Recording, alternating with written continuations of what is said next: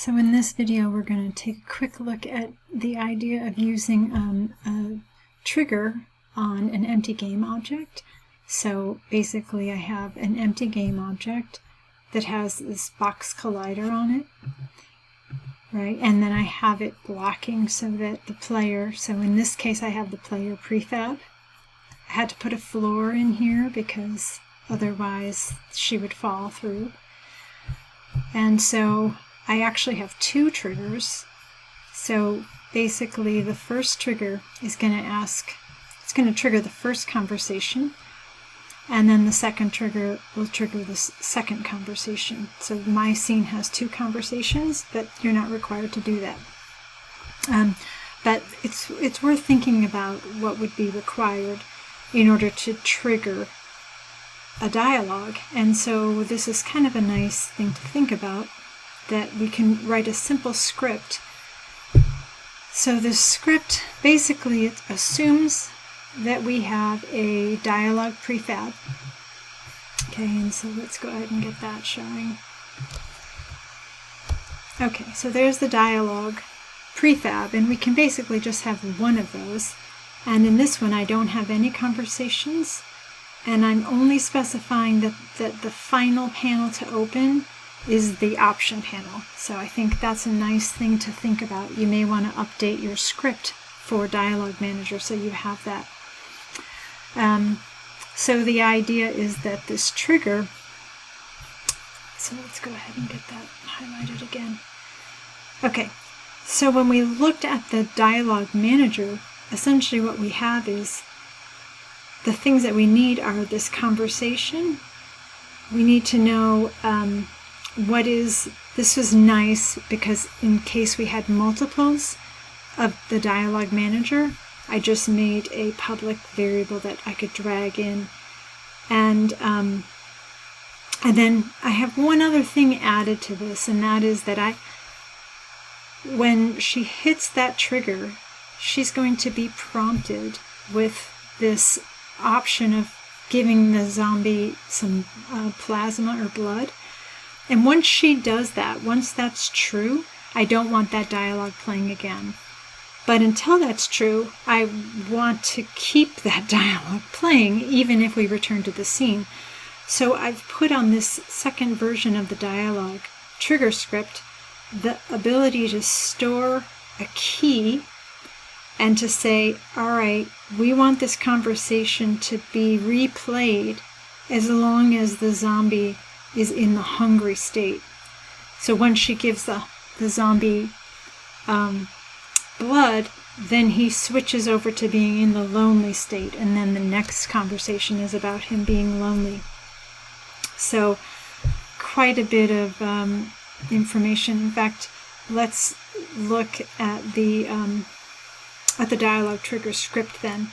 So basically we just have this conversation, the dialogue manager, and we're sensing here for colliding with the player. Okay, so that's really nice. It's basically if the player walks through that collision, then we want to make sure that we have a dialogue manager populated in the inspector, and then on the dialogue manager there's a method trigger dialogue, and it's just looking for that conversation list. So we're just passing that conversation list in.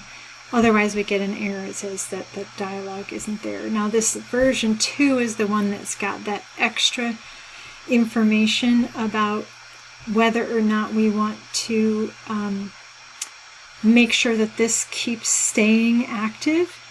So we want to keep reactivating it. Let's take a look right here real quick and see on the dialogue manager. In the dialogue manager we have, let's see if we have the dialogue trigger down here. Yeah, the trigger dialogue. This is where we can pass in. So this is what's getting executed. We're passing in the conversation, and we're basically, this is doing everything that was done up in start, right? In start it turned out that there was no conversation for this scene, right? We didn't put it on the dialogue manager itself. We put it on the we put it on the trigger. Okay, and so here's this updated version of the dialog manager where it has logic to mark a conversation completed once it's played, and also what's that final panel to open. So I recommend that you guys update your script to this. So once again, I think you always want to have this final panel to open set as the option panel. Then it has logic to go through here and be checking. There's a new method called conversation completed, and basically we're checking to see if the conversation is completed. And how do we do that? Well, once the conversation's playing, right? So if we look at the conversation playing down here, get next dialogue, when we get down here and we have no more dialogue, we're just calling this method set conversation complete, and we're able to just store something else in our dictionary. We're just going to store the name of the conversation, and that the key will be that, yeah, it's already complete. Okay, so then we have, the next time we enter the scene, we're going to check and see, hey, does this conversation, so before we even play any conversation, we're going to check and see, is it already completed? So the way we find out if it's completed is we're going to pass in the name of the current conversation. And if it says it's completed, then we can tell up here, if the conversation is completed, we are going to hide the dialog panel and we're going to open the option panel. So there's quite a bit of logic in here, and if you're not required to use this version, but it's kind of fun to think about how useful this dictionary can be. Okay, yeah, so this triggered dialogue basically passes in the conversation, and once again it's also checking to see if the conversation is completed or not, and otherwise it's going to just initialize the dialogue and then and then get the rest of it going. Okay, so now what we want to look at is, so that's the idea of this dialogue trigger, is there's two versions of this. If you want to be dealing with saving the conversation information so that it can only play once, then you want to use the second version. You don't have to use this trigger script at all. You're not required to use this trigger script. But I would recommend that you use the Dialog Manager version 2, because we're actually going to call that same method, this trigger dialog, we're going to call that from a button as well. So we want this method, you want to have this method on here. Actually, let's see if it's on the first method. I think I did have it on there. Yeah, it is on here, the first one. Okay, so we want to come down here again and talk about the dictionary. And the name of our dictionary is Choice Data. It's in-game data, right? And so we took a quick look at, it's very simple to declare a dictionary. We've got these three methods. One method allows us to pass in the key and the value, which are both strings. Check to see if the key is in there. And so, in fact, let's take a look here. Okay, so let's look down here. So we want to be picturing that this is what the dictionary looks like. It's just a table that has the keys over here and then the values. Now the key has to be unique, but the values we can see, it would make sense. I could have this robot state have a value of companion, and that is, completely separate than the zombie state having a value of companion. So I keep changing, like the robot started out, if he started out as an agent, then if she sold him for parts, then his state changed to being parts.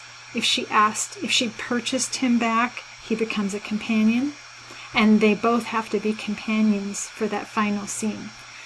So once again, we can think of our dictionary is just a table where we have this set of keys, and each key is going to have a value.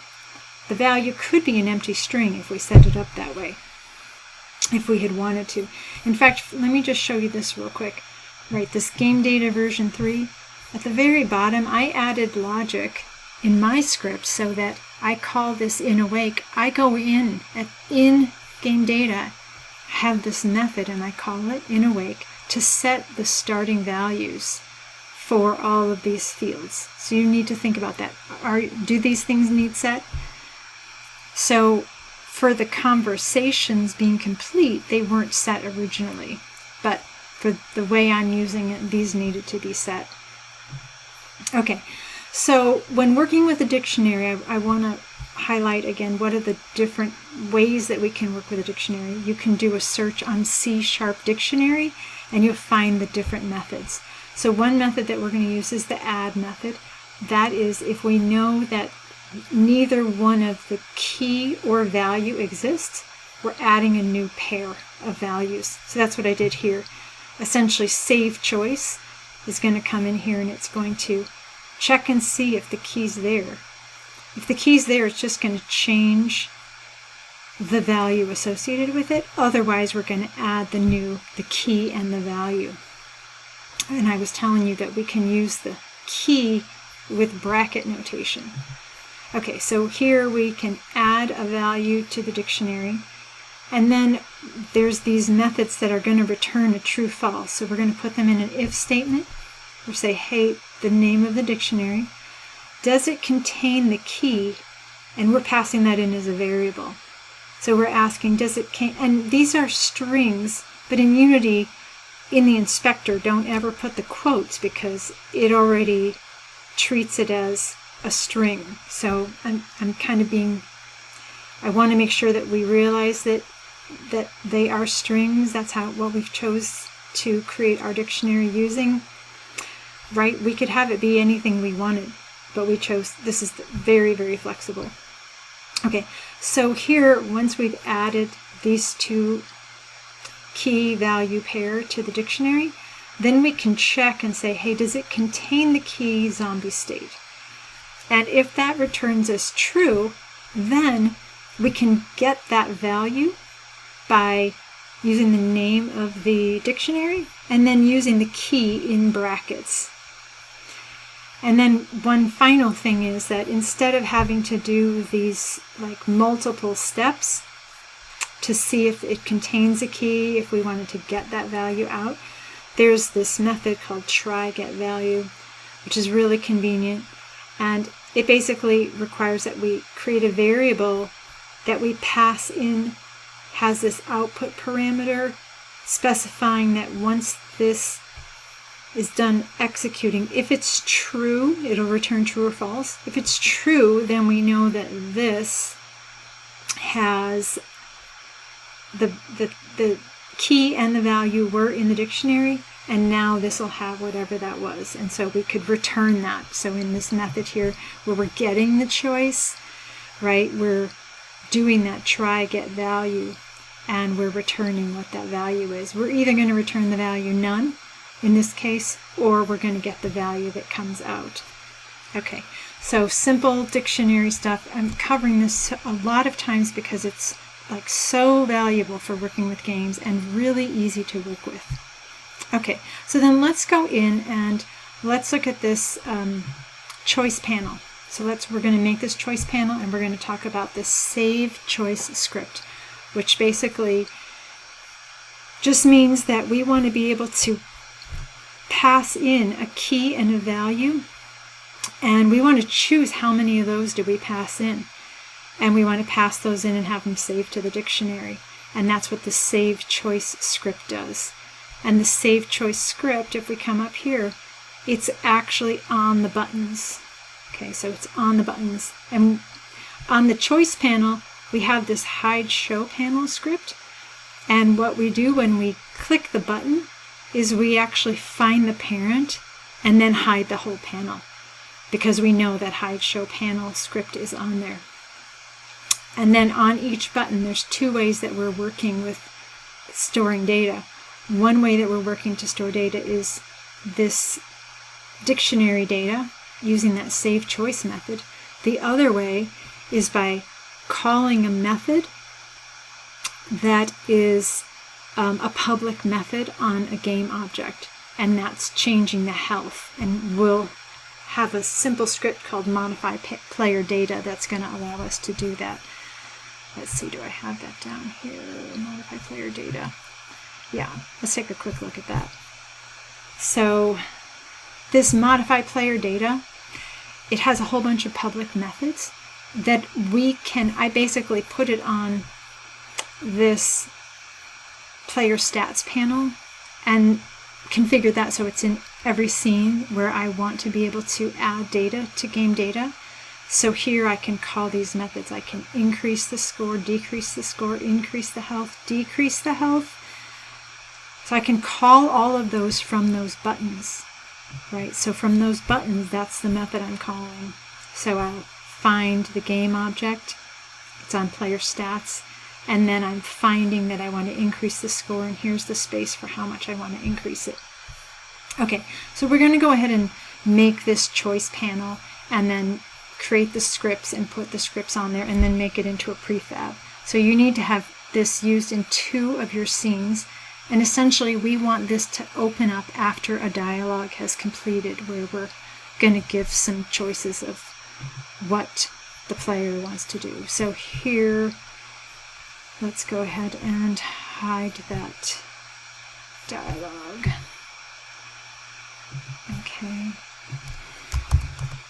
Okay, so this is our choice panel. I have 2 choice panels in this scene, but basically we just need 2 buttons. We need a panel that has the hide show panel script, and I made these vertical layout. So I'm going to go into this other project, and I had mentioned that sometimes you might just want to create a scene, a separate scene. I called this scene test scene. This is where I'm going to make this prefab, so it's not messing up my other scenes. Okay, so I'm just going to make it in here, and then I'm going to make it into a prefab, and then I can use it in my scenes. I had to remember to set the canvas to screen space camera, choose the camera, and then I made a panel, right? And the panel by default is stretched to the whole canvas, right? It was stretched to the canvas. What I want to do is I'm going to have it anchored to the top. Okay, so it's anchored to the top. In fact, I could anchor it. Yeah, we'll just leave it there. Okay, we'll anchor it to the top, and then I'm going to move it down a little bit.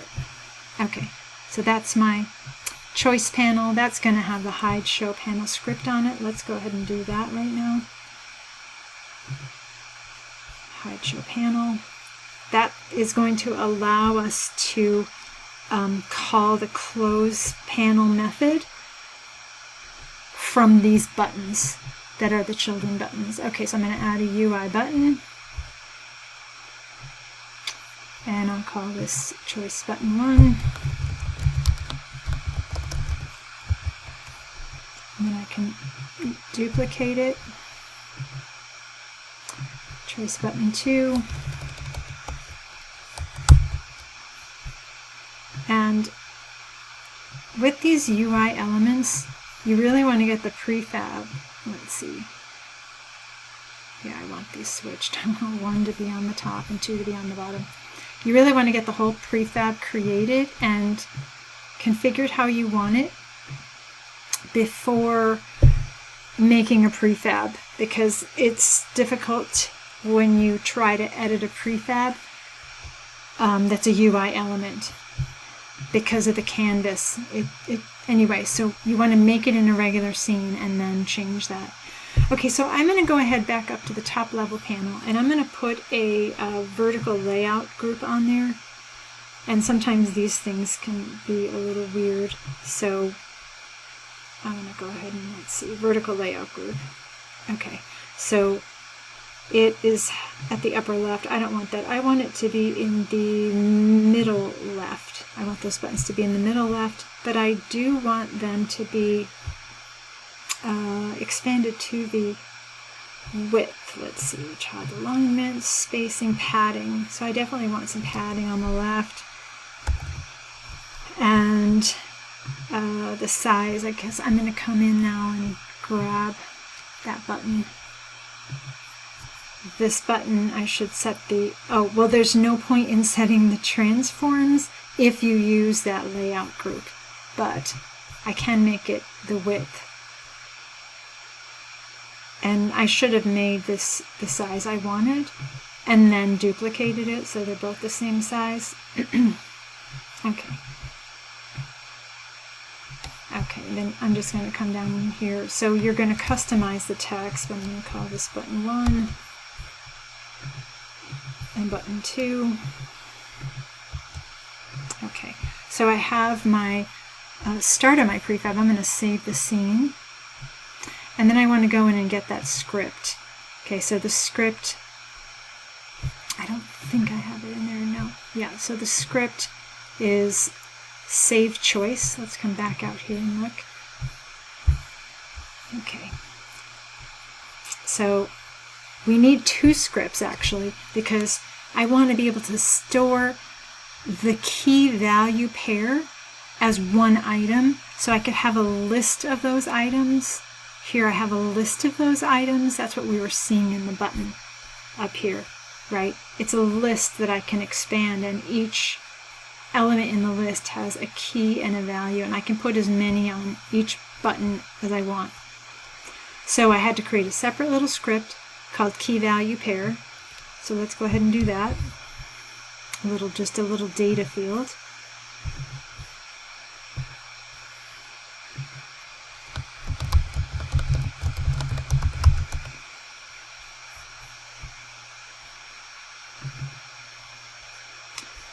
Now this script is not going to inherit from mono behavior. It's just a simple class. It's just for data. I'm just storing data in here, but I do need to make it system serializable, the class, so it can be shown in the inspector. Okay, and then come back out here. This is the save choice script, and also I made it flexible by saying that we could add some conversations and on here as well if we wanted to have this trigger a conversation. Okay, so let's go ahead and get that, and the name of this script is save choice. Okay, come in here.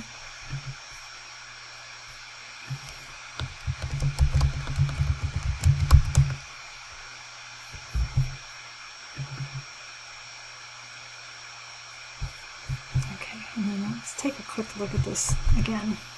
Okay, so this is going to go on a button, which is kind of unusual to put a script on a button, but it works really well.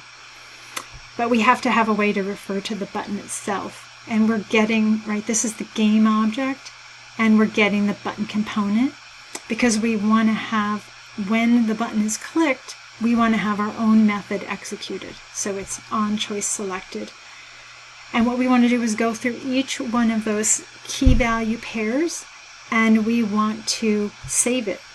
So we're just saying, we're calling that method in the game data, say pass in the key, pass in the value, and then I just have a little debug message. This is to kind of show that the button is selected. It's not so much for this one, but if you had pictures for your button. Okay, and then this is the interesting part where it is going to say, hey, find the parent game object, and if it has that a canvas group, then we're going to hide the canvas group. And then the other thing is that we want to check and see, hey, is that conversation been populated?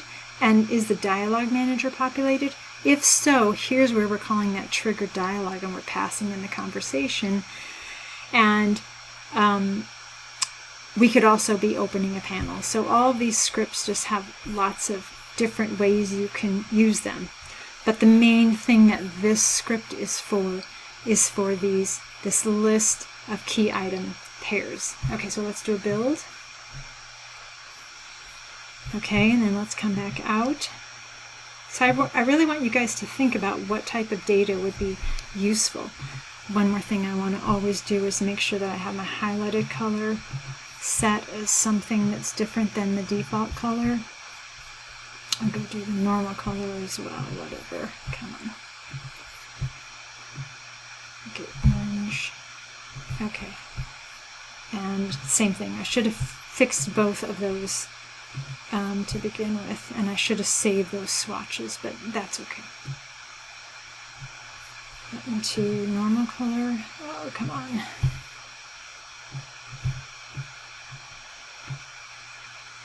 Okay, highlight color. Come on. Okay, so I have my two buttons, and now I know that I should be able to hover over it. Let's go ahead and add our component to each button. It's our script that we just created. Save choice. Okay. And so we'll add that to this one as well.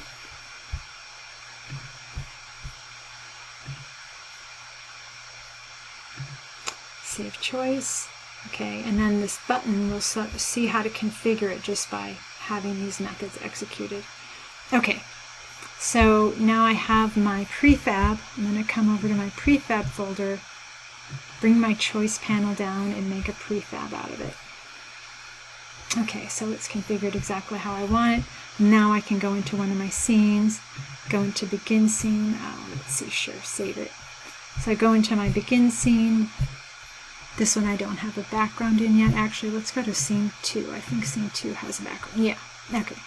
So if I come into this scene, then I can get my prefab, and that's my choice panel. And once again, I need to drop it on the canvas. Okay, and then I'm like, oh, that's a little bigger than I want it. So I can make adjustments here. And then I can come in and say, hey, if that is how I want it, I can come in and say I want to, let's see.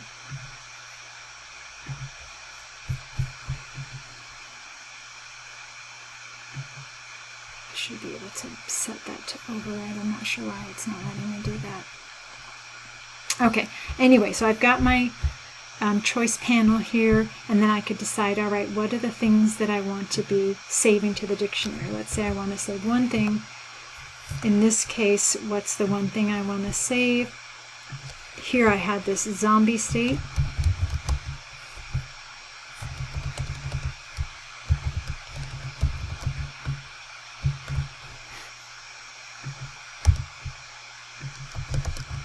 Now these are strings, so we need to make sure that every single time I spell that key, it has to be spelled exactly the same way with the same capitalization. So I need to go back and look and see how did I set that.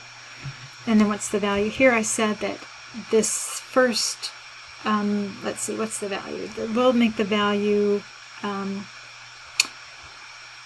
companion. Okay, so at some point, I have two of these choice panels in this scene, but I get to say, you know, in the second panel, I'm changing the zombie state to companion, and I get to come here and customize the text and say,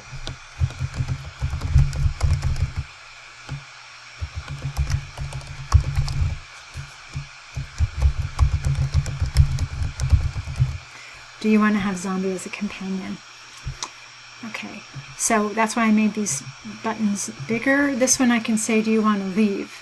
Right. So if I want to leave the scene, right, I can come here and say, all right, all I need to do for this button, if I want to leave the scene, is just say that the next panel to open is, I don't have it here, the option panel. So if I had an option panel, then in this scene, let's go ahead and get one on actually. So, okay, so now I have an option panel. I need to go in and put the text on these. You guys already have this in each scene, right? So now I can come back and say that I had that option to leave the scene. The button says leave the scene, and all I need to do is come in here and pick. I don't need to save anything. All I need to do is pick the option panel as the next panel to be open. Okay, and that's all we're doing here. If I had wanted to save some data, right, I could save dictionary data here, or I could come in here and save data.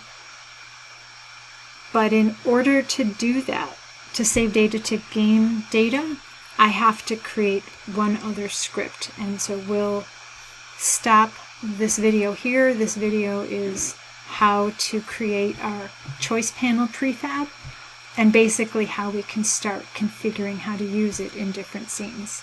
Okay, and I'll stop this right now.